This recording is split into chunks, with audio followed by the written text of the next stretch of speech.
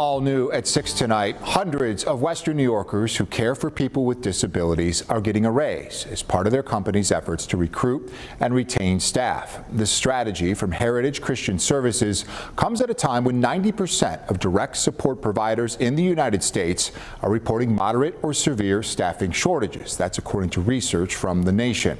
This has been a multi-year effort from Heritage Christian Services. It began 4 years ago when the starting wage went up to $15.75 an hour. 16 months later, that increased by $1.50, and these bumps continued over the next several years, including for current staff as well. And just last month, the starting wage went up to a minimum of $20.50 an hour. Raises for current employees followed at the start of April. As you know, 7 News is a voice for everyone, and we want you to hear directly from the healthcare workers set to benefit from these wage increases. You'll hear from 2 of them, along with the vice president of Heritage Christian Services, and they all agree they want the pay to reflect the powerful, important work that they do. I love my job. Tajay Nelson has worked at Heritage Christian Services for a little over 3 years and takes great pride in her role as a dehabilitation manager in assisting people with intellectual and developmental disabilities. Just the relationships that you build,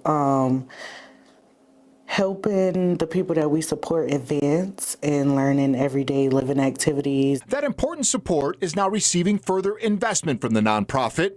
Tajay among 1,700 full-time residential employees who recently received a wage increase, moving starting pay to $20.50 an hour. Definitely rewarding.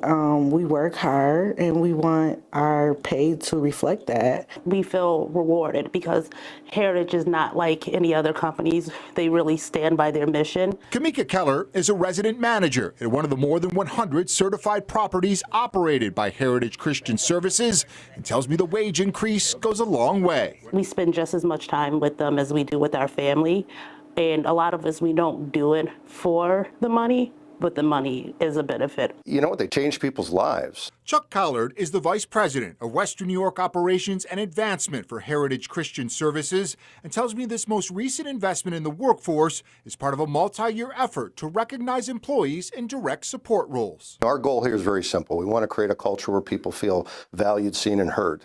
Because we know if they feel valued, seen, and heard, they feel respected, and they feel good about the work that they're doing on a regular basis. And when they do that, they can pass on that love and appreciation to the people who rely on us for support. And Collard says the effort not only ensures the quality of care and rewards employees, but also addresses current and future workforce challenges. The more that we can increase the profession, the more that we can standardize it and give them opportunities not just for higher wages, but also developmental opportunities and future certifications, we know they're more inclined to stay in the profession. Heritage Christian Services currently looking to hire 500 people for direct support roles. If you're interested, I'll have the information included in this story at WKBW.com.